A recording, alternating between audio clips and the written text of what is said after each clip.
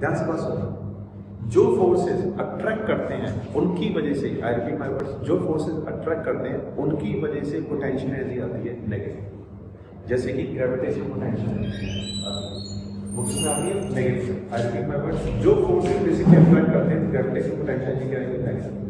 जो forces repel करेंगे तो पोटेंशियल एनर्जी जो आएगी वो क्या आएगी? पॉजिटिव। रिपल्सिव फोर्सेस की वजह से पोटेंशियल एनर्जी क्या आएगी? पॉजिटिव। अट्रैक्टिव फोर्सेस की वजह से पोटेंशियल एनर्जी क्या आएगी? नेगेटिव। अब जैसे फॉर एग्जांपल तुम अपने यहाँ पर देख रहे हो, यहाँ से लेके यहाँ तक यू क्या है? पॉजिटिव, ठीक है? ये कौन सा एक्सिस है? Positive axis. ये कौन सा है? नेगेटिव। सो अगर आप यहाँ से लेके यहाँ तक एक्चुअली देखें तो ये जो है पोटेंशियल क्या है? पॉजिटिव। अगर पोटेंशियल पॉजिटिव है, इसका बेसिकली मतलब क्या है कि फोर्सेस क्या होंगे? रिपल्सिव, ठीक है? हम रिपल्सिव फोर्सेस को ऐसे ही बोल देते हैं, फोर्सेस ग्रेटर देन जीरो, ठीक?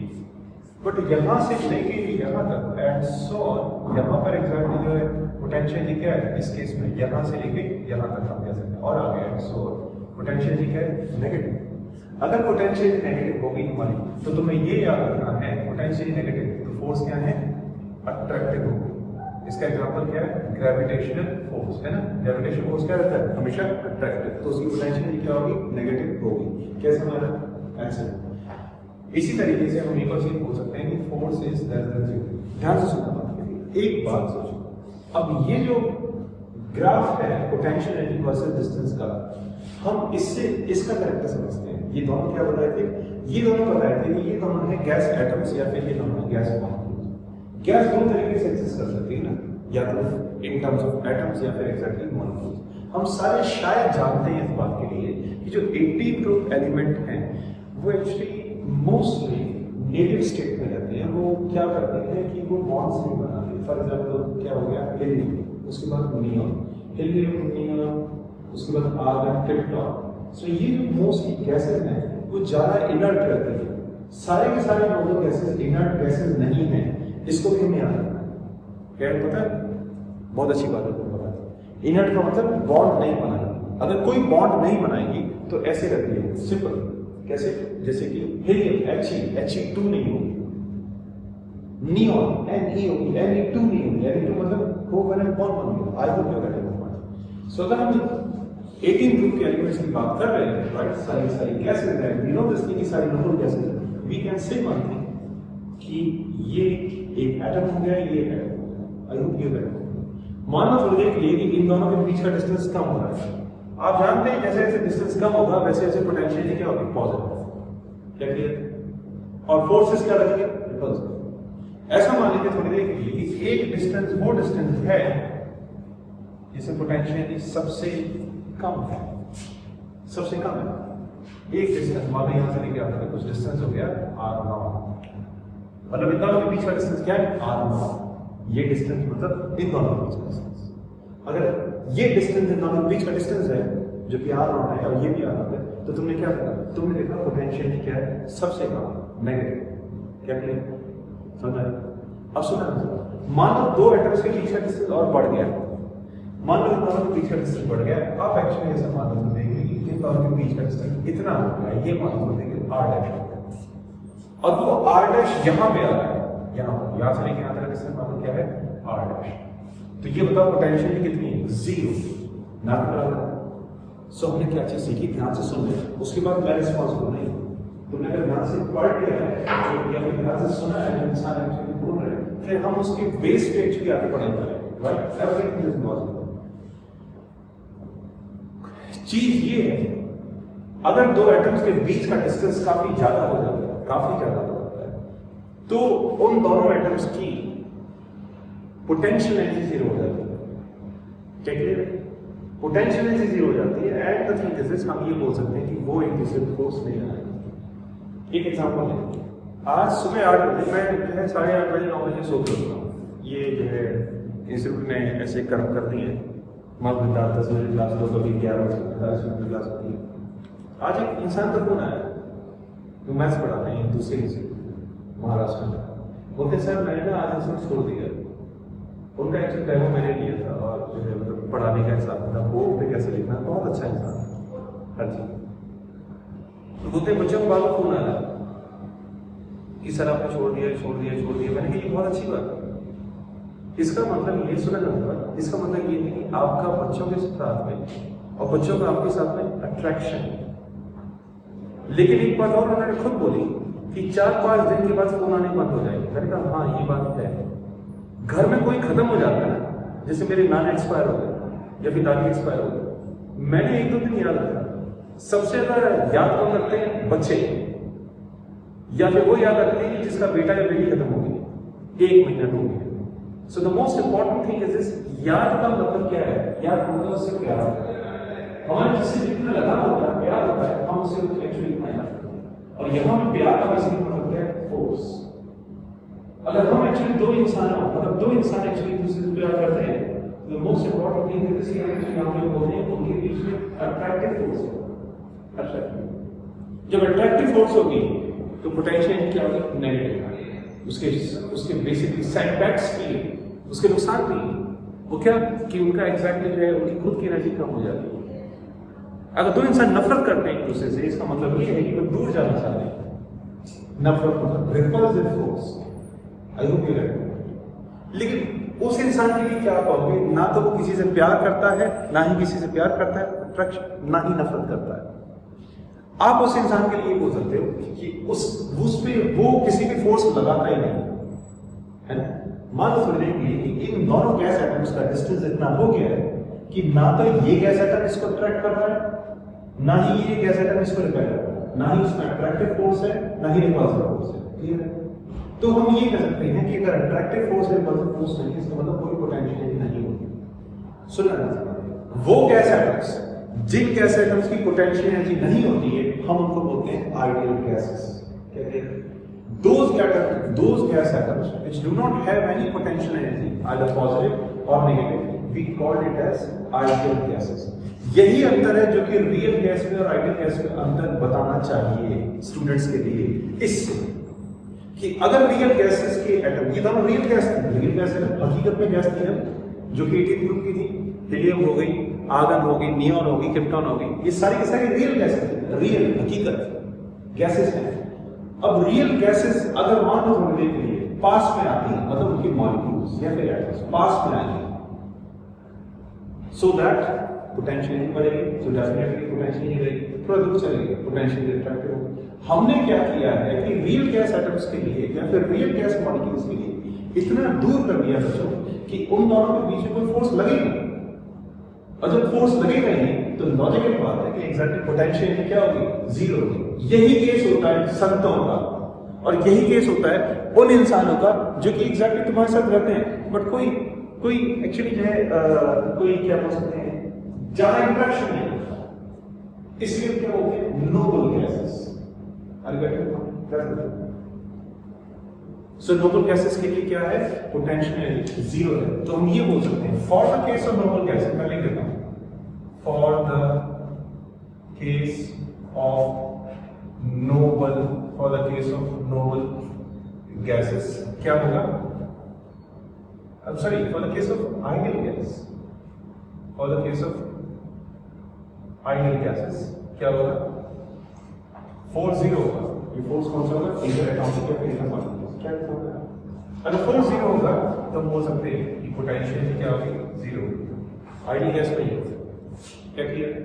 एक बात और भी है जो कि आइडियल गैस में होती है, जो बहुत इंपॉर्टेंट है, वो ये कि आइडियल गैस हमारी न्यूटन्स लॉज ऑफ मोशन को फॉलो करती है। इस बात को याद रखना। कोई बोलता है कि व्हाट इज आइडियल गैस, तो केमिस्ट्री वाले टीचर्स ये बोलते हैं कि ideal gas is that gas which obeys PV is equal to nRT. That gas which obeys the relation pressure into volume P into V is equal to nRT is called as ideal gas. But the most important thing is this कि कुछ बच्चे reality में उसके अंदर भी जाते हैं, तो एक्चुअली ये देखते हैं कि ये equation P is equal to nRT कहाँ है। सो ये PV is equal to nRT equation exactly कहाँ से आती है? न्यूटोनियन मैकेनिक्स से। व्हाट इज न्यूटोनियन मैकेनिक्स जो हमने पढ़ी है? Laws of motions, first, second part, conservation movement का principle, free body diagram and all that. तो सारी न्यूटोनियन मैकेनिक्स की जो हमने प्लस में पढ़ी थी, centre mass concept, collision concept, सारी। So the most important thing is this कि वो गैस आइडियल गैस है जो गैस लॉज ऑफ मोशन ओबे करती है। सिंपल ये it's obeys laws of motion. Is that right? Excellent.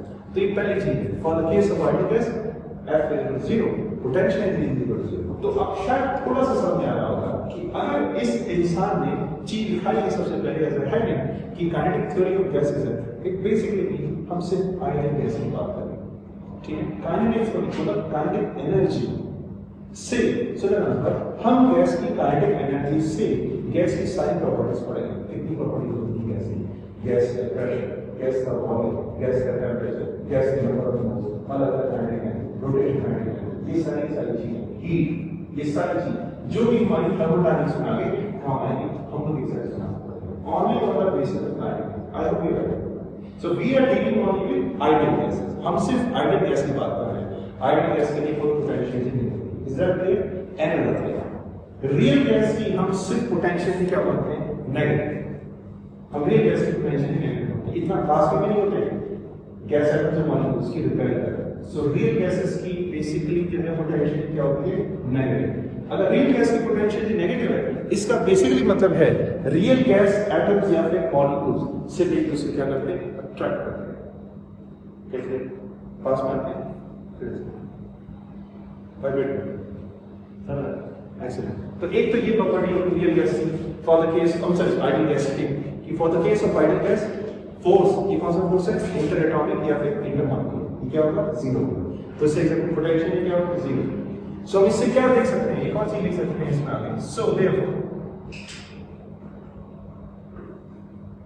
they will have only kinetic energy. Ideal gas is kinetic energy. So this is the first point, right? Second,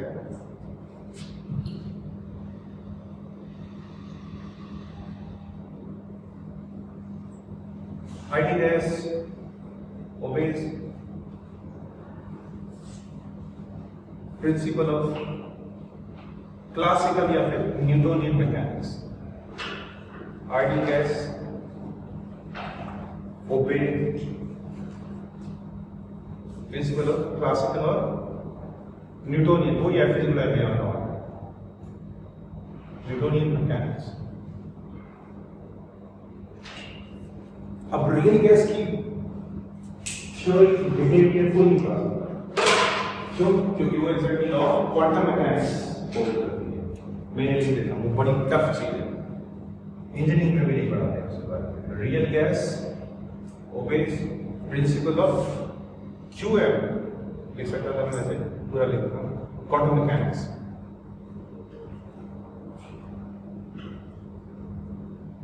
okay, यहाँ जो भी collision होता है for the case of ideal gas वो होगा perfectly elastic collision. ये भी important for the case of ideal gas.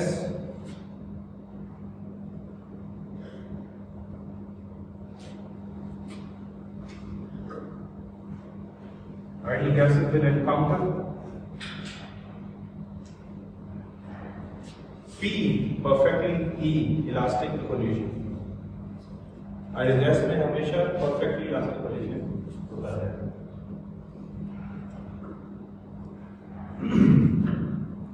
और ज्यादा अच्छा रहेगा कि हम ये भी बता दें। सो ये जो कर्व है किसके लिए हो जाएगा? रियल गैसेस के लिए, because here we have potential। So it's better कि एग्जाम्पल पर अपने से लिखते हैं for real gases।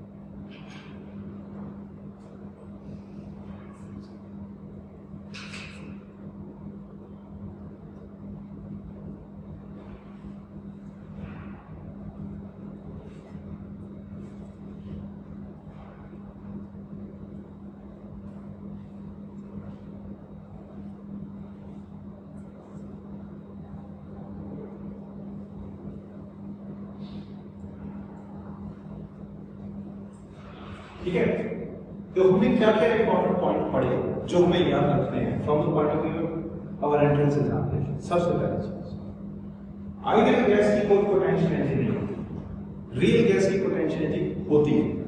Most of the cases में रियल गैस की पोटेंशियल एनर्जी क्या होगी? नेगेटिव। क्यों? क्योंकि अट्रैक्टिव फोर्सेस होते हैं। आइडियल गैस कौन से लॉज में करते हैं? न्यूटोनियन मैकेनिक्स, हमने लेवल क्लास में पढ़ा, सेंटर ऑफ मास, गॉस-मैजिक का हिसाब करता है, और क्या नाम है इसका, Newton's law of motion, all that. So उससे बोलते सारी न्यूटोनियन मैकेनिक्स करते हैं। बट जो रियल गैस है वो actually laws of quantum mechanics hold करती है। क्वांटम मैकेनिक्स कैसे करते हैं? क्वांटम मैकेनिक्स है कि एक चीज है इलेक्ट्रॉन, फोटॉन्स। सो इलेक्ट्रॉन्स के बिहेवियर के हिसाब से पूरा सिस्टम किस तरीके से काम करता है, दैट इज क्वांटम मैकेनिक्स। ठीक है, सो वो है एग्जैक्टली रियल गैस का behaviour. So these are important point. I repeat one more time, मैं एग्जैक्टली फिफ्थ वाला से एक्चुअली डबल मार्क डबल कर रहा हूं उसको। वो ये पहली चीज, आइडियल गैस की काइनेटिक एनर्जी, रियल गैस की काइनेटिक एनर्जी की डबल होगी, दैट्स इंपॉर्टेंट। उसके बाद में आइडियल गैस मॉलिक्यूलर एटम्स के बीच में कोई भी फोर्स नहीं लगेगा। अगर फोर्स नहीं लगेगा तो पोटेंशियल नहीं, ऐसे मानना है। कैसे sir? But for the case of real gases of course mostly कौन से फोर्स लगते हैं? Attractive forces. Third point, ideal gas molecules कौन सा बिहेवियर, मतलब उनका जो स्टडी है आइडियल गैस मॉलिक्यूल की स्टडी इंक्वायरी करें, किसके बेस पे कर रहे हैं? On the basis of Newton laws of motion. तो न्यूटन लॉज ऑफ मोशन को यहां पर रखना है। अनदर इंपॉर्टेंट थिंग कि आइडियल गैस मॉलिक्यूल्स हमेशा परफेक्टली इलास्टिक कोलिजन करते हैं। एंड आई होप तुम लोग जो है जो पढ़ाई कर रहे हो, डिपेंड्स एक्चुअली अपॉन यू कि तुम कितना पढ़ रहे हो और तुम्हें कितना समझ आई है फिजिक्स स्पेशली। तो मैं एक चीज कह सकता हूं, वो ये कि कोएफिशिएंट ऑफ रेस्टिट्यूशन जो है हमारा for the case of perfectly elastic collision क्या होता है? हमारा परफेक्टली इलास्टिक कोलिजन के लिए coefficient of restitution that is E, हम उसे रिप्रेजेंट कर देते हैं, व्हिच गिव दैट। इसी तरीके से coefficient of restitution for the case of perfectly inelastic collision क्या होता है? जीरो। परफेक्टली इनइलास्टिक कोलिजन के लिए कोएफिशिएंट ऑफ रेस्टिट्यूशन हमारा जीरो होता है। So you just keep this thing in your mind that यहां पर कोएफिशिएंट ऑफ रेस्टिट्यूशन क्या है? एक कौन सा कोलिजन? Perfectly elastic collision. कैसे बताइए? शॉर्ट कर मैं समझा।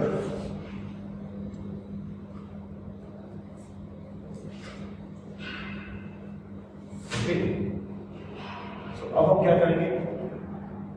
आइडियल गैस मॉलिक्यूल या फिर आइडियल गैस एटम के लिए बाहर, तुम तो अभी बच्चे बड़ा पूछोगे सोचा आ रही है बाहर में जाएगा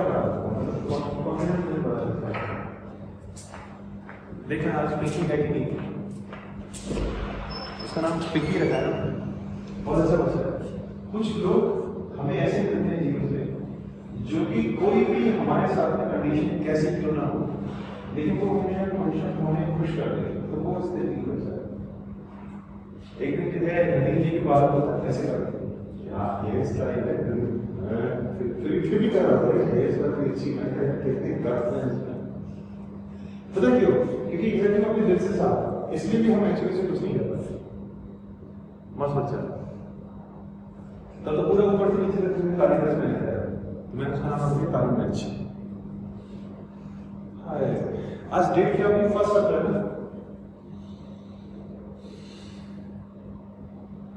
पता नहीं बैठ तो फेल हो रहा है, बड़ा जरूर लगते हैं ठंडा पानी मत पिया करो, ये सब पानी नहीं लगा ये मुझे लगता है ऐसे कोई प्रॉब्लम होगी ठंडा पानी। एक बात है, मैं एक्चुअली वो चीज सोच रहा हूँ, सिर्फ फिक्सिएट है कितना सही होता है कि हमारे यहाँ पे ये जो फ्रीजर है इसका टेम्परेचर इतना कम हो और इसमें कुछ ऐसी चीज डाल देना है जिसमें सिर्फ नींबू पानी दे, हम निकालने की बॉटल है अच्छा खासा नींबू पानी के साथ में इसमें स्प्राइट भी हो, दिल खुश हो जाएगा एक्चुअली है। जब 4-5 सिप पी के पानी के लगे यार यस क्या पानी हो गया, मुझे लगता है कि ये चीज हमारे सिस्टम में करनी चाहिए। ये जो इसमें नींबू निचोड़ के तो स्प्राइट की बॉटल में डाल के और पुदीना उधर है क्या बात है, ऐसे इस पानी मजा नहीं आता तो पानी मजा नहीं आता बोतल ना चलती बाहर क्या कह रहे हैं? Thank you. हमारे कॉलेज में बच्चों के लिए कहते हैं उधर पे ना सबसे अच्छी चीज क्या थी कि लोग बहुत खेल टीचर जो बात करने वाले कोई इंग्लिश में बात करते, क्योंकि वहाँ पे साउथ इंडिया में हिंदी में बात पढ़ते हैं। ओके, तो अब हम क्या करते हैं कि हम लोग जो काइनेटिक एनर्जी का आइडियल गैस की पोटेंशियल एनर्जी का ग्राफ है। कैसे हो तुम? मैं हाँ ये हमारी आज का वीडियो होती है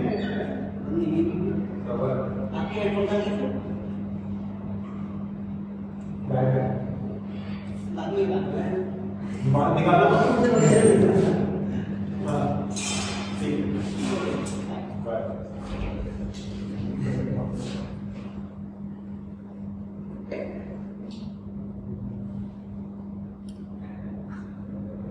करेगा। मास का ऐसा क्यों? तो कोई खत्म हो गया। तुम लोग कभी होगा क्या? खुशी है इसको माइंड। सो कैसा लगता है उसमें? मुझे तो ज़्यादा सीरियल हो गया।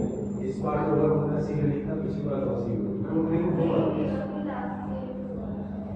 लास्ट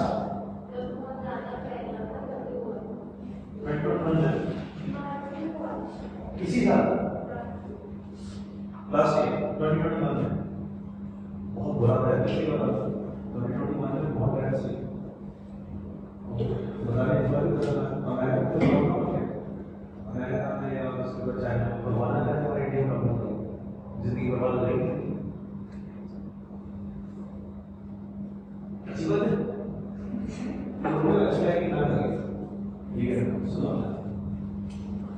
आइडियल गैस का potential energy versus distance graph कैसे बनाएंगे? ये मालूम करने के लिए ये पोटेंशियल एनर्जी का एक्सेल है और ये मालूम करने के लिए ये डिस्टेंस का एक्सेल है। अच्छा, आइडियल गैस की पोटेंशियल एनर्जी क्या होती है? Zero.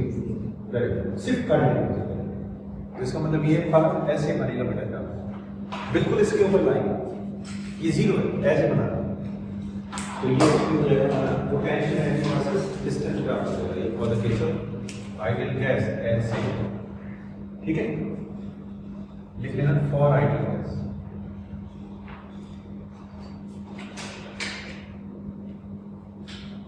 Potential energy versus distance graph इस तरीके से। और साथ में फोर्स वर्सेस डिस्टेंस ग्राफ भी ऐसे ही होगा यार। उस पे वो एक दूसरे पे फोर्स नहीं लगा। सो यहाँ पे F करके इसके ऊपर नीली लाइन लगा देते हैं। बॉयज एंड गर्ल्स तुम ना एटलीस्ट 3 पेन रखो अपने पास हमेशा। ये इसकी गर्ल्स की बहुत आदत होती है विजिटिंग की जो कलर्स के साथ खेलना अच्छा है। Black, red and green. I will not prefer blue pen. Blue चुभता है तो इसकी फ्रीक्वेंसी ज़्यादा होती है। कोशिश करो ब्लैक से, उस वाइट पे ब्लैक रखो तो अट्रैक्शन ज़्यादा होती है। उसी ब्लैक, रेड एंड ग्रीन ये 3 पेन रखो कहीं किलो बनाना हो गए सब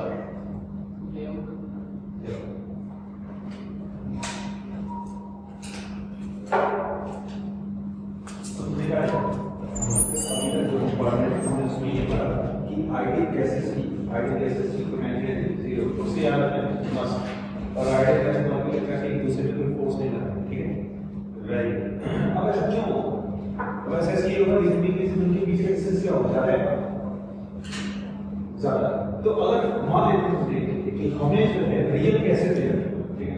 सुना, अगर मान तो लेंगे तो रियल गैसेस और आपसे ये कहा गया कि आइडियल गैस बनाओ, तो आप दो रियल गैस एटम्स से मॉलिक्यूल्स के बीच में डिस्टेंस ज़्यादा होगा, ज़्यादा तो तुम बोलते हो हम उतना ज़्यादा रखेंगे कि जो पोटेंशियल वर्सेस डिस्टेंस ग्राफ है आप जैसे मैंने जो डिस्टेंस इतना ज़्यादा हो जाए कि पोटेंशियल की वजह से एक्सेप्ट सो अलग। तो real gas ideal gas relate कर रियल गैस से होता है बहुत ज़्यादा होता है। कैसे होता है? Very good. चलना इसमें भी तो यार real gas behave as an ideal gas when the distance between the gas molecules is very high. Real gas behaves as an ideal gas. Real gas behaves as an ideal gas. Real gas behaves as an ideal gas. When the distance between when the distance between two gas atoms or molecules is very high or very large. When between two gas atoms or molecules is very large. तो छोड़िए आप चिंता. Okay, let's see. Very good.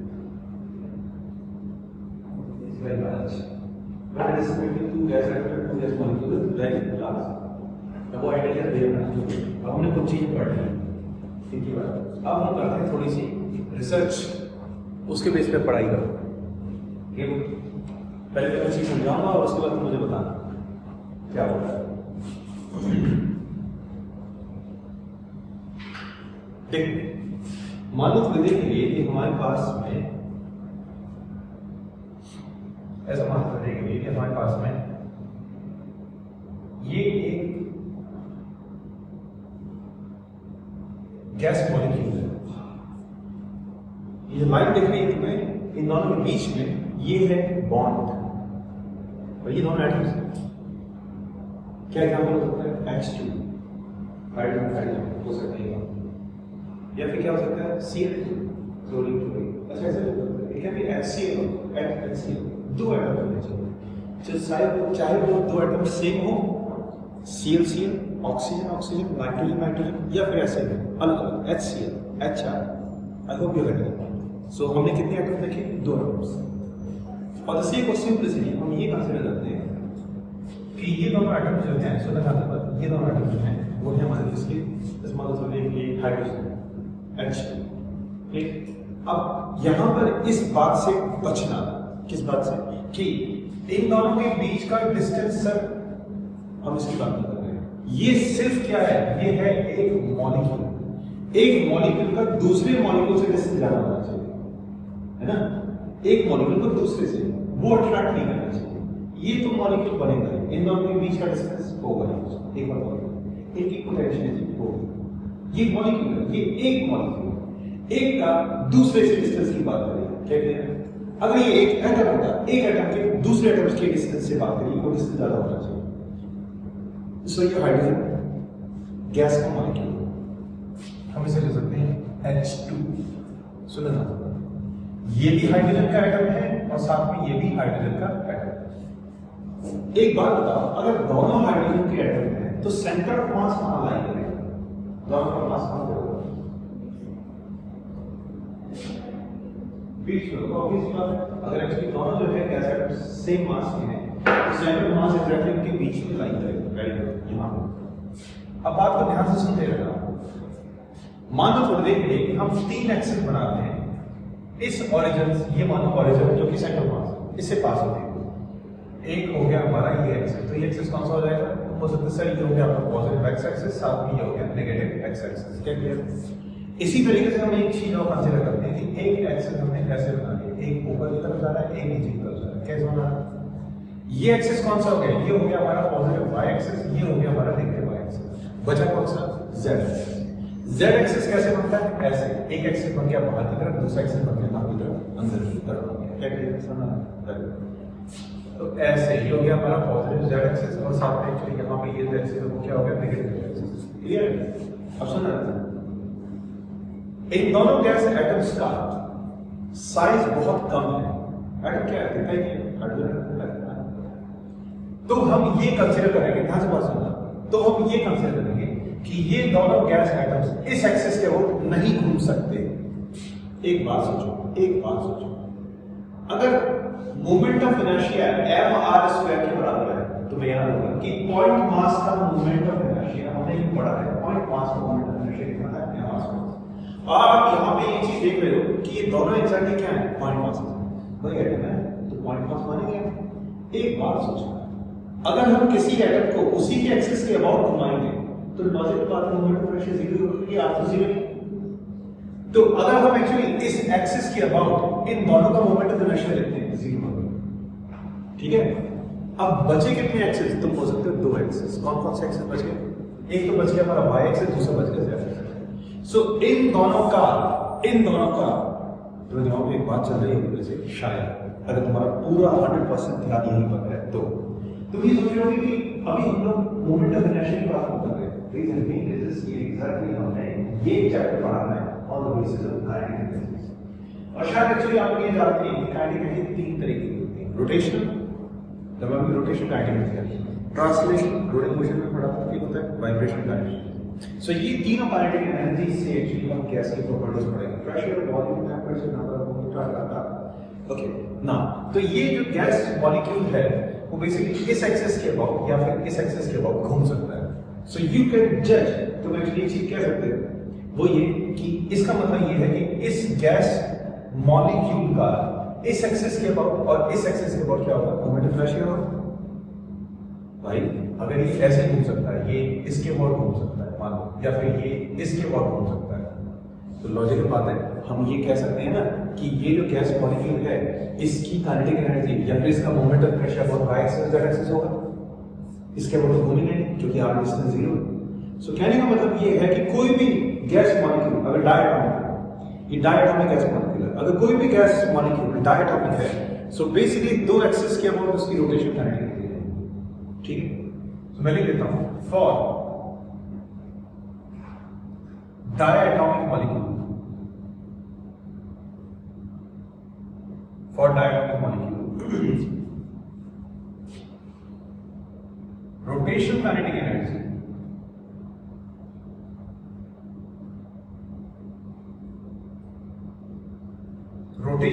energy is about 2 axis. Is about 2 axis. 2 axis के about rotational kinetic energy हमेशा लगे। याद रखना है बात, ये है इंपॉर्टेंट। एक बार सुना है बहुत से, मान लो इसके अबाउट और इसके अबाउट इसका moment of inertia I by I Z, तो रोटेशन काइनेटिक एनर्जी को कैसे लिख सकते हैं? किसी को याद है क्या कि रोटेशन काइनेटिक एनर्जी का फॉर्मूला क्या था? हाफ आई ओमेगा स्क्वायर, क्योंकि इसी के बेस में मोमेंट ऑफ इनर्शिया निकाला है हमने। क्या किया हमने एक्चुअली काम किया है जिससे मोमेंट ऑफ इनर्शिया निकाला जो कि मॉडल नहीं है, हमने काइनेटिक एनर्जी के फॉर्म से निकाला। सो रोटेशन काइनेटिक एनर्जी का जो फॉर्मूला है वो है हाफ आई ओमेगा स्क्वायर। कई बार जारी था सारा हाफ आई ओमेगा स्क्वायर, तो रोटेशन काइनेटिक एनर्जी क्या हो जाएगी? Half I by omega Y square plus half of I Z into omega Z का स्क्वायर। क्या किया? ये रोटेशन काइनेटिक। ठीक है, याद रखना एक गैस मॉलिक्यूल की जो डायटोमिक है, इसमें दो है ना, H2 H2 डायटोमिक राइट। मैं पता है ऐसे क्यों जोर दे रहा हूँ, मैं ये मान के चल रहा हूँ तो मैंने ऐसे नहीं बोला फिजिकल में तो है डेली सर बाहर डेली तो मस्त विदाउट फिर है 50 और फिर से एक्चुअली हमारे इंडिया का एक बहुत अच्छा इंस्टीट्यूट है जो कि अब टेंडिंग टू 0 हो गया उसके डायरेक्टर की वजह से। दिल्ली में IIT दिल्ली के सामने एक ब्रांच है फिल्ड की विदास, उसमें तो डायरेक्टर IIT दिल्ली से भी है। ऑसम, सबसे ज्यादा IIT में सिलेक्शन कहाँ से होते थे? फिल्ड से। भले सेकंड ट्रिप में नहीं आती हो रहा है लेकिन सबसे ज्यादा इज अ नाइस पर्सन, पता नहीं दिखने के काफी ऐसे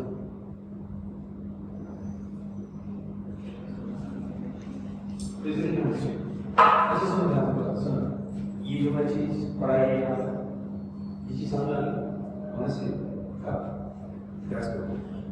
तो हमने क्या डायटोमिक मॉलिक्यूल्स दो एटम्स उनकी दो एक्सिस के अबाउट रोटेशन काइनेटिक एनर्जी रहेगी। वो एक्सिस जो कि एग्जैक्टली दोनों से पास हो रहा है, दोनों एटम से जो एक्सिस पास हो रहा है उसके बाद रोटेशन काइनेटिक एनर्जी होगी क्योंकि इसके बाद इसका मोमेंट ऑफ इनर्शिया क्या होगा? 0। ठीक है, वेरी गुड। एक और चीज आप लोगों ने मुझे बताया कि इसका सेंटर ऑफ मास बीच में होगा। Very good, excellent. अब हम और काइनेटिक एनर्जी की बात कर रहे हैं। भाई ये समझ आ रहा है?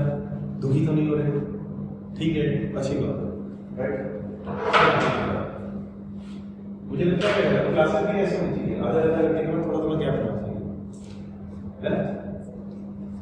अब इसका जो सेंटर ऑफ मास है वो कहाँ पे है? यहाँ पे। ये मान लो थोड़ी देख ली, ये है इसका सेंटर ऑफ मास। मान लो टोटल इन दोनों हाइड्रोजन एटम का मास कितना है? m। क्लियर है? दोनों हाइड्रोजन एटम्स का मास मिला के कितना है? m है, वो यहाँ पर कंसीडर कर लो सिर्फ एक बात के लिए कि ये, ठीक है ना, अब इसका टोटल मास यहाँ पे है, तो हम ये कंसीडर कर सकते हैं कि टोटल मास यहाँ पर है। आपको याद होगा सेंटर मास जब पढ़ाया था तो कुछ बच्चों ने ये पूछा था कि इसका यूज क्या है, ऑनलाइन क्लासेस चल रही थी उस टाइम पे, तो मैंने ये बोला था कि सेंटर ऑफ मास का कॉन्सेप्ट रियली फिक्शियस है, रियली मतलब उसमें कोई ओरिजिनलिटी नहीं है, हकीकत में नहीं होता सेंटर। देखो कुछ सोचने वाली बात कि इसका मास तो इधर ही होगा और इसका मास इधर ही होगा, तो हम कैसे कर सकते हैं कि एग्जैक्टली इसका मास इधर होगा? ऐसा क्यों पास है? चीज को आसान बना। अगर हम कभी सेंटर ऑफ मास ले लेते हैं किसी चीज का, तो हमें इन दोनों की जरूरत नहीं है, हम ये बोल सकते हैं ये दोनों यहाँ पे, क्या क्लियर? तो हमारा इस सिस्टम का सेंटर ऑफ मास बीच में है, करेगा दिखाई दे रहा है या बड़ा बना सही है। सो अब एग्जैक्टली इन दोनों का सेंटर ऑफ मास यहाँ पे, इमेजिन ये 3 डायमेंशन में मूव कर रहा है, घूम भी रहा है और साथ में मूव भी कर रहा है, ट्रांसलेटरी मोशन। अगर 3 डायमेंशन में मान लो कि इसकी वेलोसिटी वेक्टर v है, अगर किसी भी ऑब्जेक्ट की वेलोसिटी 3 डायमेंशन में है, क्वेश्चन क्या हम उसकी वेलोसिटी की कंपोनेंट्स कर सकते हैं about x axis, y axis, z axis? हाँ या ना? If motion is in 3 dimensions, तो क्या एग्जैक्टली हम बोल सकते हैं कि वो 3 डायमेंशन में वेलोसिटी है, उसके x, y, z component? Yes, तो बोल सकते हैं बिकॉज मोशन 3 डायमेंशन में। अगर मोशन 3 डायमेंशन में, इसका मतलब 3 डायमेंशन में ऑब्जेक्ट चल रहा है, इसका मतलब ये है कि about x axis, y axis और z एक्सिस के अबाउट वो ऑब्जेक्ट चलेगा। भाई क्या समझ आ रहा है? 3 डायमेंशन 3D में चलेगा। सो इसका मतलब ये है कि वेलोसिटी दे रखी है वेक्टर v, हम उसको ऐसे लिख सकते हैं। कैसे लिख सकते हैं? हम इसको लिख सकते हैं vector v is equal to vx into i cap, मतलब इस डायरेक्शन में चल रहा है i कैप, पॉजिटिव x की डायरेक्शन, ठीक है? समझ आ रहा है? ठीक है। उसके बाद क्या लिखेंगे? vy इनटू j कैप, उसके बाद में जाके क्या लिखेंगे? vz into k cap. क्या क्लियर है? तो इससे क्या पता चल रहा है कि ऑब्जेक्ट मतलब ये ऑब्जेक्ट मतलब गैस मॉलिक्यूल जिसका मास m है, इसकी वेलोसिटी 3 डायमेंशन में है। अगर वेलोसिटी 3 डायमेंशन में है तो kinetic energy 3 dimension, half mv x square about x axis, half mv y square about z axis, sorry y axis, half mv z square about z axis. क्या clear? सुना ना? तो अब हम क्या कर रहे हैं कि काइनेटिक एनर्जी लिख रहे हैं। काइनेटिक एनर्जी 3 डायमेंशन में। एक बात बताओ, इसका मतलब क्या होगा? ट्रांसलेशन काइनेटिक एनर्जी कैसे लिखेंगे? देयरफॉर ट्रांसलेशन काइनेटिक एनर्जी, बोलो यार क्या लिखेंगे? Half m vx square plus क्या हो जाएगा? Half m vy square. एक और चीज हो जाएगी, क्या हो जाएगी? Half m vz square. ठीक है, क्या देखा तुम बोल सकते हो ट्रांसलेशन काइनेटिक एनर्जी एक तो ये होगी, दूसरी ये होगी, तीसरी ये होगी। रोटेशन काइनेटिक एनर्जी एक ही होगी, दो ये होगी। तो टोटल काइनेटिक एनर्जी कितनी आ गई? मतलब कितनी काइनेटिक एनर्जीज हैं? 5। एक kinetic energy about x axis, एक अबाउट y एक्सिस, एक अबाउट z एक्सिस। मान ली कौन सी है? ये वाली, half m vx square, half m vy square, half m vz square. दूसरी काइनेटिक एनर्जी क्या है? एक है रोटेशन वाली, इस एक्सिस के अबाउट, और दूसरी इस एक्सिस के अबाउट, मतलब y एक्सिस और z एक्सिस। तो तुमने क्या चीज सीखी अभी? हमने ये चीज सीखी अभी कि एक्चुअली किसी भी डायटोमिक गैस मॉलिक्यूल की 5 काइनेटिक एनर्जीज होंगी, 2 रोटेशनल, 3 ट्रांसलेशन। क्या क्लियर है? I repeat my words. किसी भी डायटोमिक मॉलिक्यूल की, थोड़ा सा ये थ्योरेटिकल है इसलिए मैं बोल रहा हूं वेरी ठीक। तो basically the thing is this कि किसी भी डायटोमिक मॉलिक्यूल्स की 2 रोटेशन की, 3 ट्रांसलेशन की काइनेटिक एनर्जी होगी। क्या क्लियर है? एक बात सुनना ध्यान से, तुम में से मैंने एक्चुअली पॉसिबल क्या ऐसे ऑब्जर्व करें, ठीक है? रेदर मैं एक्चुअली रहता अपने उसी रूम में हूँ, but the most important thing is this कि इंसान की 4 जगह नजर है, मुझे क्या करें। तो बहुत से बच्चों का एक्चुअली हिसाब किताब सुना जाता है, उनका देखते हैं, फिर इससे जो मैच करते हैं। मान लो कुछ बच्चों को नीचे अच्छा नहीं लगता है, हमारा हॉस्टल रियली अच्छा है, बॉयज का तो अपने को बहुत मजा आता है। जाओ आराम से सो जाओ, एसी वेसी मस्त बिंदास काम। सो मान लो थोड़ी देर के लिए किसी स्टूडेंट के लिए जो यहाँ का है, उसको नीचे अच्छा नहीं लगता है, क्लास हुई और ऊपर चलेगी, जैसे कि 2 हमारे बच्चे हैं, इनफैक्ट अब तो और उन्होंने रूम जो एक जगह रख दिया, हर्षित हो गया, उदित हो गया, इमरान भी नहीं भी, और शायद एक और, तो बोल रहे हैं एक ही जगह हम रह लेते हैं, एक ही रूम में। मैंने कहा वो ज़्यादा सही रहेगा। उसके पीछे रीज़न ये है, वो सारे पढ़ने वाले बच्चे हैं। किसी इंसान ने किसी दूसरे इंसान के साथ में, उसके साथ में, जिसकी रियली थिंकिंग जो है उन डायरेक्शन में जा रही है जो कि बर्बादी के रास्ते पे है, तो हम खुद बर्बाद हो जाते हैं। सो मेरा मानना है कि एग्जैक्टली हमें ना फ्रेंडशिप को बहुत फिल्टर करना चाहिए, और मेरा मानना ये है कि हमें अपने स्टूडेंट्स को भी फिल्टर करना चाहिए। उस टीचर की एसोसिएशन को देखना चाहिए कि वो किस स्टूडेंट से ज़्यादा एक्चुअली जो है बॉन्ड बना रहे हैं, वो किन से ज़्यादा मिलते हैं। So you can really figure it out कि एग्जैक्टली उनकी क्वालिटी क्या हो। That's the thing, and quality always spreads. So मेरे कहने का मतलब ये है कि सबका अपना अपना बिहेवियर। कुछ बच्चे हैं जो पढ़ के एग्जैक्टली ऊपर चले जाते हैं, बैड लक कि हमारा दरवाजा लग गया है, लेकिन उससे कोई होगा नहीं, खुला रहेगा। क्योंकि भैया ऐसा है, अब यहाँ पे मतलब जैसे यहाँ पे हम पढ़ते हैं, कोई बच्चे जो यहाँ पे बैठते हैं स्टडी रूम में, मुझे नहीं लगता हमारे हॉस्टल वाले बैठते होंगे, मोस्टली ऊपर जाके पढ़ते हैं। सो है क्या चीज़, सुना जाता बात, मानो थोड़ी देर पढ़ाई की, 1.5 घंटे की किसी क्लास थी यहाँ पे नीचे, नीट के स्टूडेंट्स की तो नीचे क्लास है, गुड लक, सब जगह एसी लगा हुआ है। सो the most important thing is फिर ऊपर पढ़े चले गए। तो हम क्या बोल सकते हैं कि वो 2 काम करते हैं पढ़ने वाले स्टूडेंट्स, एक यहाँ पढ़ते हैं, दूसरे हॉस्टल में पढ़ते हैं। आई होप यू गेट। और उनका चलने का हिसाब किताब भी, सीधे इंसान का चलने का हिसाब किताब बड़ा सही है। तो एक्चुअली हम ऐसे ही इन सब चीजों का होता है, नेचर की सारी चीजें, मशीन का 5 पे एक्चुअली जो है इसको और करती है, मतलब 5 पे इसका एलिमेंट करती है, तो ये हर रोज एक्चुअली जो है अपनी स्पीड से चलेगा।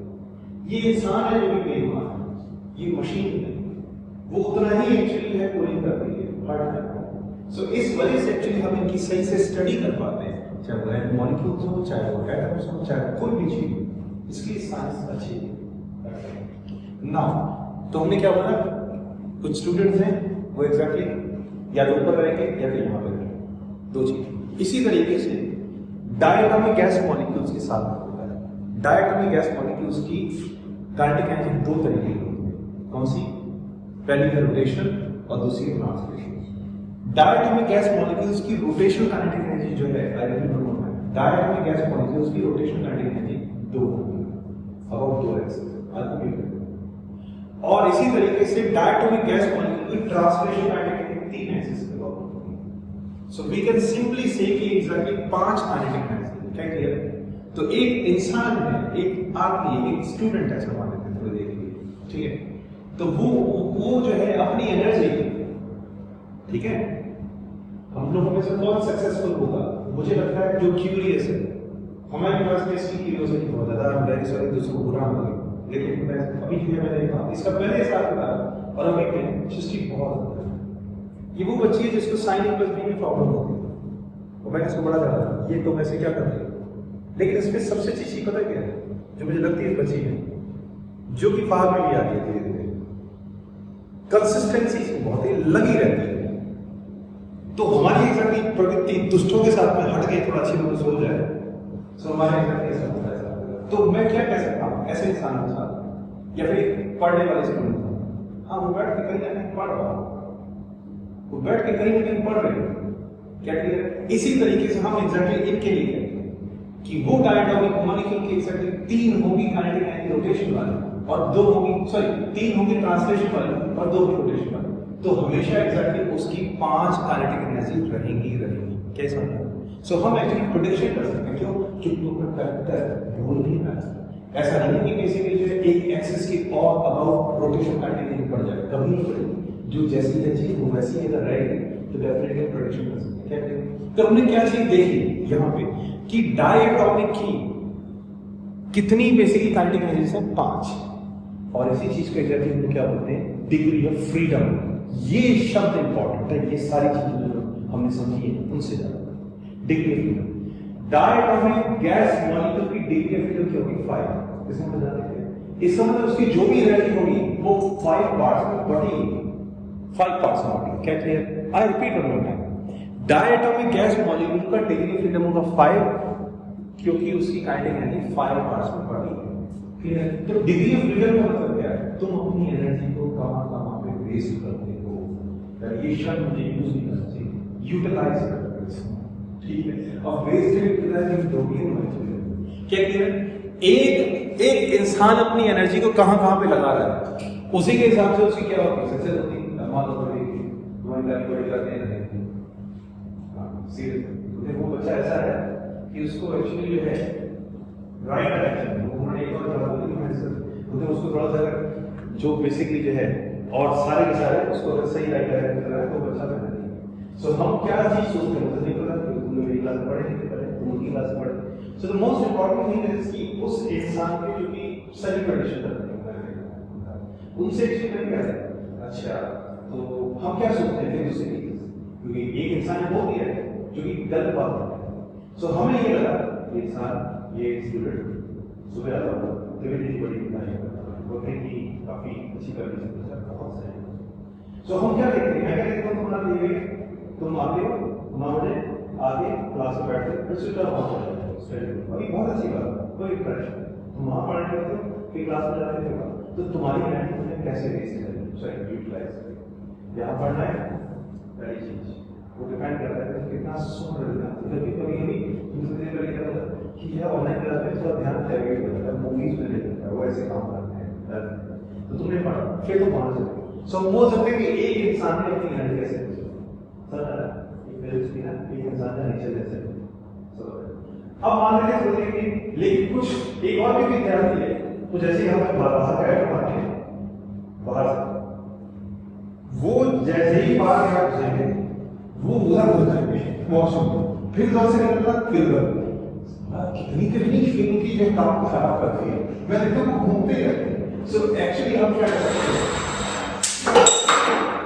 उनका एक्चुअली एक्सपर्ट करते हैं। सो हम ये कर सकते हैं कि उनकी एनर्जी मात्र एक चीज पर वेस्ट हो रही है, किसमें, इधर से उधर जाना, इधर जाना आना। हम क्या बोलेंगे, उनकी डिग्री फ्रीडम सिर्फ एक है, उनको क्या करना है, उनको सिर्फ मस्ती करना। जो भी एक्स्ट्रा की माहौल पैदा है, जो भी एक्स्ट्रा की खाना पीना हो रहा होगा, वो एक ही चीज हो रहा है। इस साल तो हमारे बॉयज के वॉशरूम में जब हाथ धोते हैं वहां बड़ी खतरनाक चीज लिखी हुई है, मार्कर से, आपने नहीं पढ़ा, तो वो बेसिकली उनकी डिग्री फ्रीडम ही ऐसी। सो हम इससे एक्चुअली ये प्रेडिक्ट कर सकते हैं, हम इससे ये प्रेडिक्ट कर सकते हैं कि एक्चुअली जो है वो आगे क्या करेंगे, कैसा करेंगे। तो डिग्री ऑफ फ्रीडम का बेसिकली मतलब कितनी एनर्जी हो सकती है तुम्हारे दिमाग में, कितनी चीजें चलती है, उसी के हिसाब से सक्सेस मिलेगा। तो डायटोमिक गैस मॉलिक्यूल की डिग्री फ्रीडम कितनी होती है, 5। समझ में? एक होता है मोनो एटॉमिक, सिर्फ एक एटम होता है। अच्छा एक बताओ, अगर एक एटम होगा, सिर्फ एक एटम, मॉलिक्यूल नहीं है, एटम है, कौन कौन सा, हीलियम हो गया, नियन हो गया, आर्गन हो गया। तो अगर एक एटम हुआ है तो एक बताओ, अगर एक एटम होगा तो क्या उसकी रोटेशन मैग्नेटिक होगी, क्या बात है। रीजन बीइंग इज दिस कि एक एटम का पॉइंट हो गया तो ऐसा घूम ही नहीं पाएगा इसके एक्सिस के पास, एक्सीडेंट। इसका मतलब एक एटम की रोटेशन वाली डिग्री ऑफ फ्रीडम नहीं होगी, फिर किसकी होगी, ट्रांसलेशन। इसका मतलब उसकी कितनी डिग्री फ्रीडम होगी, 3। एक्सीडेंट। इसको देखो मिलर आसान होता है।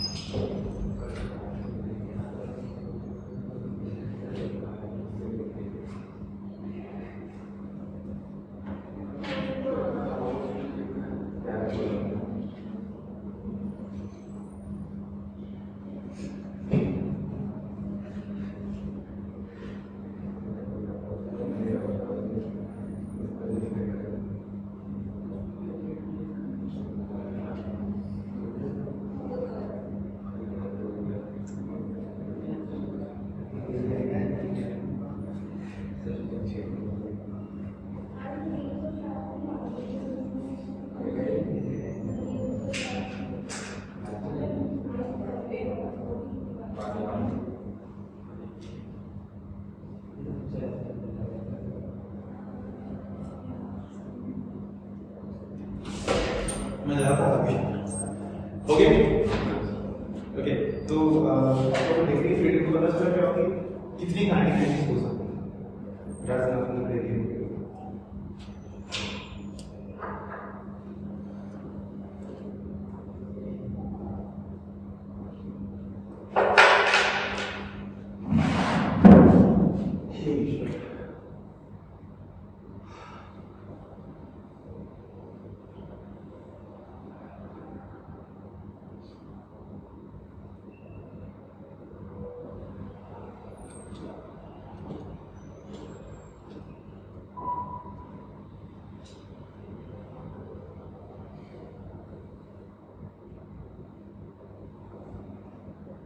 जो हमारी नेक्स्ट क्लास होगी मंडे को होगी, तो उसमें ये जो चीजें खत्म हो जाएगी।